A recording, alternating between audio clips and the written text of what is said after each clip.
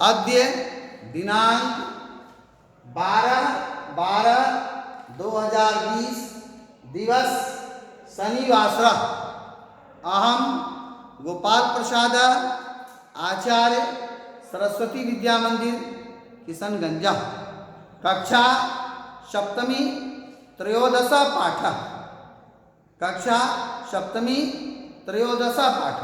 पाठस्य शीर्षकः अस्ति नीति नवनीतम। नवनीतम शब्दस्य अर्थः अस्ति मक्खन, नीति रूपी मक्खन, नीति नवनीतम। अस्मिन् पाठे षड् श्लोकाः सन्ति। सर्वप्रथमम् अहं श्लोकस्य वाचनं करोमि, तत्पश्चात् श्लोकस्य शब्दार्थान् वदामि, तत्पश्चात् श्लोकार्थं वदामि। सर्वे ध्यानेन शृण्वन्तु। पुस्तकम् उद्घाट्य स्वसमक्षं स्थापयतु, तत्पश्चात् स्वांगुली पुस्तके उपरि स्थापयतु। अधुना अहं श्लोकस्य वाचनं करोमि। पुस्तकस्था तु या विद्या परहस्तगतं धनं कार्यकाले समुत्पन्ने न सा विद्या न तद्धनं। पुस्तकस्था तु या विद्या परहस्तगतं धनं कार्यकाले समुत्पन्ने न सा विद्या न तद्धनं। पुस्तकास्था पुस्तक में स्थित, तू माने तो, या मतलब जो, विद्या मतलब विज्ञान विद्या, परहस्तगतम दूसरे के हाथ में गया हुआ, धनम धन, कार्यकाले काम पड़ने पर, समुत्पन्ने उत्पन्न काम उत्पन्न होने पर, न नहीं सा वह विद्या, न तद धनम वह धन। क्या अर्थ हुआ सुनेंगे। पुस्तकों में पड़ी हुई विद्या और दूसरे के हाथ में गया हुआ धन। पुस्तकों में पड़ी हुई विद्या अर्थात पुस्तकों में रखी हुई विद्या, पुस्तकों में पड़ी हुई विद्या और परहस्तगतम धनम और दूसरे के हाथ में गया हुआ धन। कार्यकाले समुत्पन्न काम पड़ने पर, काम आने पर, न सा विद्या न तत्र, न वह विद्या काम आती है और न वह धन काम आता है। यानी जो विद्या पुस्तकों में तो लिखी हुई है परंतु हमारे कंठ में नहीं है, मुझे याद नहीं है, वह विद्या बेकार है। उसी प्रकार से हमारा पैसा है लेकिन वह पैसा मेरे पास में अभी नहीं है, किसी दूसरे के पास में है, तो अभी उस पैसे को मेरा नहीं कह सकते। क्यों? जब समय आता है तो न वह विद्या काम आती है न वह धन काम आता है। समय आने से मतलब जब परीक्षा का समय रहता है तो न वह विद्या काम आती है, आप परीक्षा में लिख नहीं सकते क्योंकि वह विद्या आपके स्मरण में नहीं है, वह विद्या तो पुस्तकों में पड़ी हुई है। आपको बाजार से कोई सामान खरीदना है, आपके पास पैसा नहीं है तो वह पैसा भी काम नहीं आता है। क्या अर्थ हुआ? फिर से सुनेंगे। पुस्तकों में पड़ी हुई विद्या और दूसरे के हाथ में गया हुआ धन, काम उत्पन्न होने पर न वह विद्या काम आती है और न वह धन काम आता।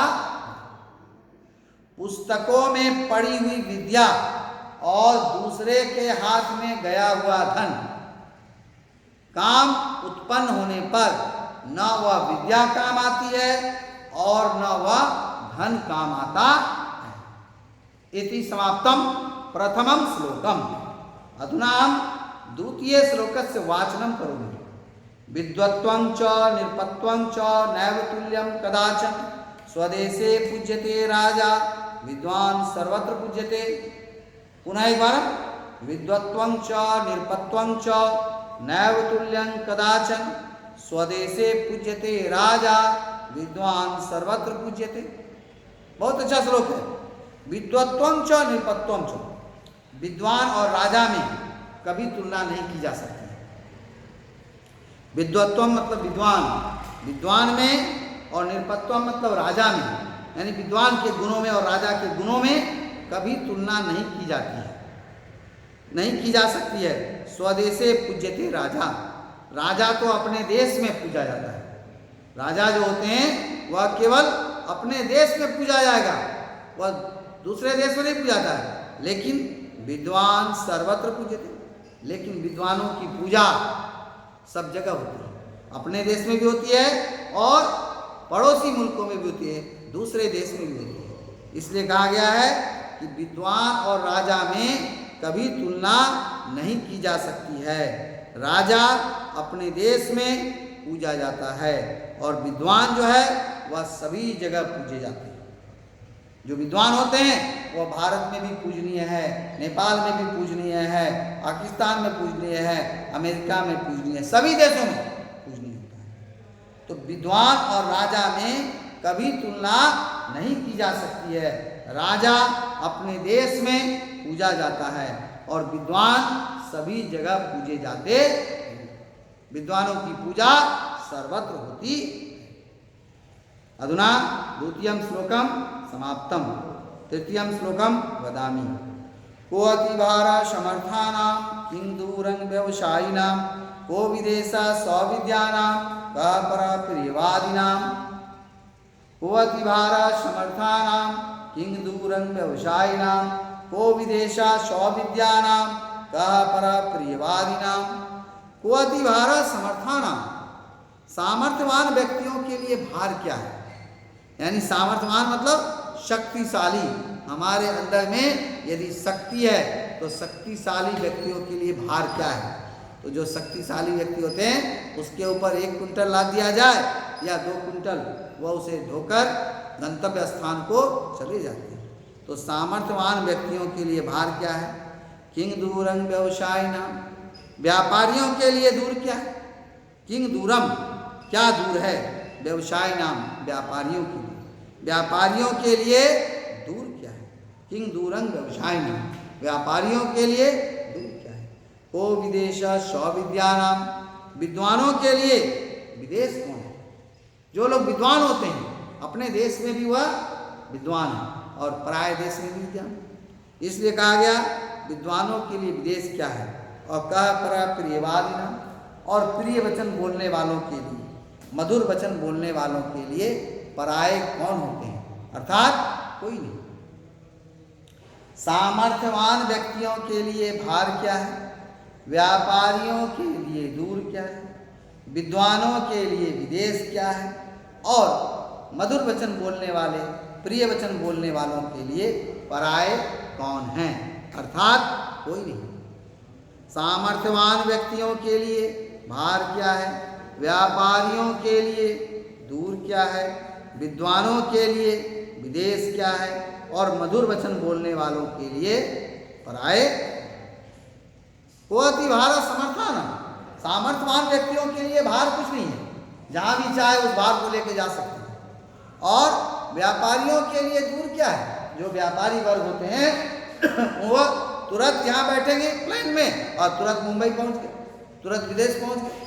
तो जो व्यापारी होते हैं, व्यापारी वर्ग होते हैं, उनके लिए दूर कुछ नहीं होता, सब उनके लिए नज़दीक होता है। विद्वान व्यक्ति के लिए विदेश क्या है? जो विद्वान होते हैं उनके लिए विदेश कुछ नहीं है, उनके लिए स्वदेश और विदेश बराबर होता है।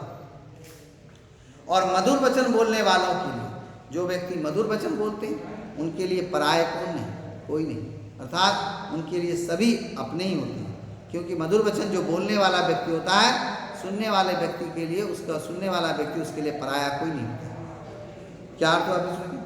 सामर्थ्यवान व्यक्तियों के लिए भार क्या है? व्यापारियों के लिए दूर क्या है? विद्वानों के लिए विदेश क्या है? और मधुर वचन बोलने वालों के लिए पराये कौन है? कोई नहीं। अधुना द्वितीयं श्लोकं समाप्तम।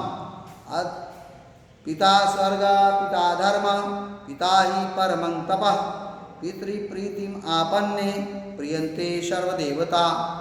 पिता स्वर्ग पिता धर्म पिता ही परमं तपः, पितृप्रीतिम आपन्ने प्रियन्ते सर्वदेवता। पिता स्वर्ग पिता धर्म, पिता स्वर्ग है, पिता ही धर्म है। पिता स्वर्ग, पिता स्वर्ग है, पिता धर्म, पिता ही धर्म। पिता ही परमं तपः, निश्चय ही पिता परम तप है। ही मतलब निश्चय ही पिता परमं तपः, तपा शब्द नपुंसक लिंग है, इसलिए उसके आगे विशेषण हुआ है परमं, वह भी नपुंसक लिंग है। तो पिता स्वर्ग, पिता स्वर्ग है, पिता धर्म, पिता धर्म है, पिता ही परमं तप, और पिता जो है वह परम तप है, परम तपस्या है।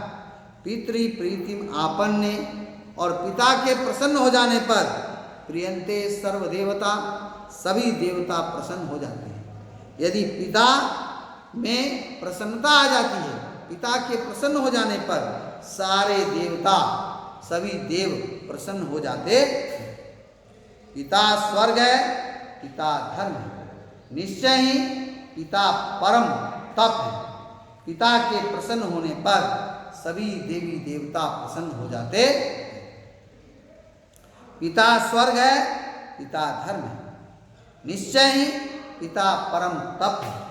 पिता के प्रसन्न हो जाने पर सभी देवी देवता प्रसन्न हो जाते। पिता स्वर्ग, पिता धर्म, पिता ही परमं तप। पिता स्वर्ग है, पिता धर्म है, निश्चय ही पिता परम तप है। पिता के प्रसन्न हो जाने पर सभी देवी देवता प्रसन्न हो जाते। आगे देखेंगे, भूमे गर्यसी माता स्वर्गात् उच्चतर पिता, जननी जन्मभूमिश्च स्वर्गादपि गर्यसी। भूमे गर्यसी माता स्वर्गात् उच्चतर पिता, जननी जन्मभूमिश्च स्वर्गादपि गर्यसी। भूमे गर्यसी माता, माता भूमि से भी बढ़कर होती है। माता जो है वह भूमि से बढ़कर है। यह भूमि हम सभी प्राणी पेड़ पौधों के भार को वहन करती है, लेकिन माता जो होती है यह भूमि से भी बढ़कर होती है। भूमे गर्यसी माता, माता भूमि से भी बढ़कर है। और स्वर्गात् उच्चतर पिता, और पिता जो होते हैं वह स्वर्ग से भी ऊंचे होते हैं, है ना। स्वर्ग बहुत कम लोगों को मिलता है। मरने के प्राण कहा जाता है मरणोपरांत। यदि इस संसार में हमने अच्छा कार्य किया है, अच्छा कर्म किया है, तो स्वर्ग का एक झलक मिलता है, पूरा स्वर्ग नहीं मिलता। और हमने अगर अच्छा काम नहीं किया है तो स्वर्ग के दर्शन भी नहीं होते। तो पिता को फिर भी क्या कहा गया यहाँ पर? स्वर्ग से भी ऊंचा कहा गया। भूमे गर्यसी माता, माता भूमि से बढ़कर है, बड़ी है। और पिता जो है वह स्वर्ग से भी ऊंचे होते हैं। जननी जन्मभूमि से स्वर्गादपि गर्यसी, और माता और मातृभूमि जो है वह स्वर्ग से भी बढ़कर होती है। जननी जन्मभूमि से स्वर्गादपि गर्यसी, माता और मातृभूमि स्वर्ग से भी बढ़कर है। त्रेता युग में जब लंका पर राम ने विजय पाई, उसके बाद लक्ष्मण ने कहा कि हे भैया 14 साल हो गया भरत को वहाँ राज किए हुए, हम लोग यहीं रह जाते हैं, यहीं का राज सुख भोजते हैं। इस पर राम ने कहा था, क्या कहा था? अपि स्वर्णमयी लंका नौ में लक्ष्मण रोचते, जननी जन्मभूमि स्वर्गादपि गर्यसी। हे लक्ष्मण, यद्यपि यह लंका सोने की है, अपि स्वर्णमयी लंका, यह लंका सोने की है, फिर भी यह मुझे अच्छी नहीं लगती। क्यों? क्योंकि माता और मातृभूमि स्वर्ग से भी बढ़कर होती है। इसलिए यहाँ कहा गया है जननी जन्मभूमि स्वर्गादपि गर्यसी, माता और मातृभूमि स्वर्ग से भी बढ़कर होती है। भूमि गर्यसी माता, माता भूमि से बड़ी होती है और पिता स्वर्ग से ऊंचे होते हैं। माता और मातृभूमि स्वर्ग से भी बढ़कर होती है। अधुना पंचमम श्लोकम समाप्तम, षष्ठ श्लोकम अधुना अहम पाठयामि। परोक्षे कार्यहंतारं प्रत्यक्षे प्रियवादिनं वर्जयेत् तादृशं मित्रं निष्कुम्भं पयोमुखम्। परोक्षे कार्यहंतारं प्रत्यक्षे प्रियवादिनं वर्जयेत् तादृशं मित्रं निष्कुम्भं पयोमुखम्। परोक्षे कार्यहंतारं, पीछे काम बिगाड़ने वाले। परोक्ष कहते हैं आंखों से ओझल। प्रत्यक्ष का उल्टा होता है परोक्ष। प्रत्यक्ष मतलब होता है आंखों के सामने, और उसका उल्टा हो गया परोक्ष। पीछे काम बिगाड़ने वाले, प्रत्यक्षे प्रियवादिनम, और सामने मधुर वचन बोलने वाले।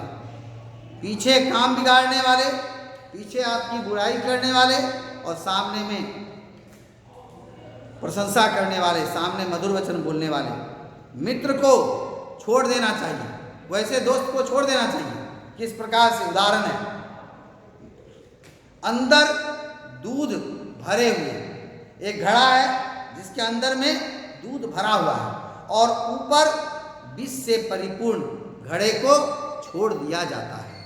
अंदर दूध भरा हुआ है और ऊपर जब उसमें विष डाल देते हैं तो दूध ही दिखाई देता है, लगता नहीं है कि इसमें विष है, लेकिन वह उस दूध का यदि हम पान करते हैं तो हम मृत्यु को प्राप्त हो जाते हैं। तो उसको हमें त्याग देना चाहिए। जैसे हमारे सामने हमारा मित्र प्रशंसा करता है और पीछे जाकर हमारी निंदा करता है, हमारी बुराई करता है, ऐसे दोस्त को हमेशा छोड़ देना चाहिए। इस प्रकार अंदर विष भरे हुए ऊपर दूध से परिपूर्ण घड़े को छोड़ दिया जाता। परोक्षे कार्यहंतारम, पीछे काम बिगाड़ने वाले। परोक्ष मतलब पीछे, कार्यहंतारम काम को नाश करने वाले। प्रत्यक्षे प्रियवादिनी, और सामने मधुर वचन बोलने वाले। मित्रम तादिशम मित्रम वर्जेत, वैसे मित्र को छोड़ देना चाहिए। किस प्रकार से? जिस प्रकार विषकुंभं पयोमुखम, अंदर विष भरे हुए और ऊपर दूध से परिपूर्ण घड़े को छोड़ दिया जाता है।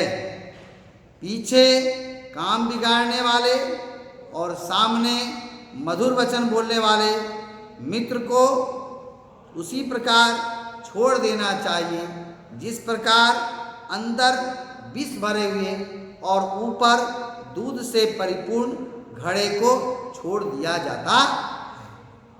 इति षष्ठ श्लोकम समाप्तम। अधुना सर्वे श्लोकानाम अर्थम वदामि, एक बारम ध्यानेन शृण्वन्तु। पुस्तकस्था तु या विद्या परहस्तगतं धनम, कार्यकाले समुत्पन्ने न सा विद्या न तद्धनम। पुस्तकों में पड़ी हुई विद्या और दूसरे के हाथ में गया हुआ धन, समय आने पर न वह विद्या काम आती है और न वह धन काम आता है। विद्वत्वं च निरपत्वं च नैव तुल्यं कदाचन, स्वदेशे पूज्यते राजा विद्वान सर्वत्र पूज्यते। विद्वान और राजा में कभी तुलना नहीं की जा सकती है। राजा अपने देश में पूजे जाते हैं परंतु विद्वान सभी जगह पूजे जाते हैं। कोअति भारत समर्थानाम हिंदूरंग व्यवसायिनाम, को विदेश स्वविद्यानाम का प्रियवादिनाम। कोअति भारत समर्थानाम, सामर्थ्यवान व्यक्तियों के लिए भार क्या है, व्यापारियों के लिए दूर क्या है, विद्वानों के लिए विदेश क्या है और प्रिय वचन बोलने वालों के लिए पराये कौन हैं, अर्थात कोई नहीं। पिता स्वर्ग पिता धर्म, पिता ही परमं तप, पितरि प्रीतिम आपन्ने प्रियंते सर्वदेवता। पिता स्वर्ग है, पिता धर्म है, निश्चय ही पिता परम तपस्या है। पिता के प्रसन्न हो जाने पर सभी देवी देवता प्रसन्न हो जाते हैं। भूमे गरीयसी माता स्वर्गाद उच्चतर पिता, जननी जन्मभूमिश्च स्वर्गादपि गरीयसी। माता भूमि से बढ़कर है और पिता स्वर्ग से भी ऊंचे हैं। माता और मातृभूमि स्वर्ग से भी बढ़कर होती है। परोक्षे कार्यहंतारं प्रत्यक्षे प्रियवादिनम, वर्जयेत् तादृशं मित्रं विष्कुंभं पयोमुखम। पीछे काम बिगाड़ने वाले और सामने मधुर वचन बोलने वाले मित्र को उसी प्रकार छोड़ देना चाहिए जिस प्रकार अंदर विष भरे हुए और ऊपर दूध से परिपूर्ण घड़े को छोड़ दिया जाता। इति समाप्तम।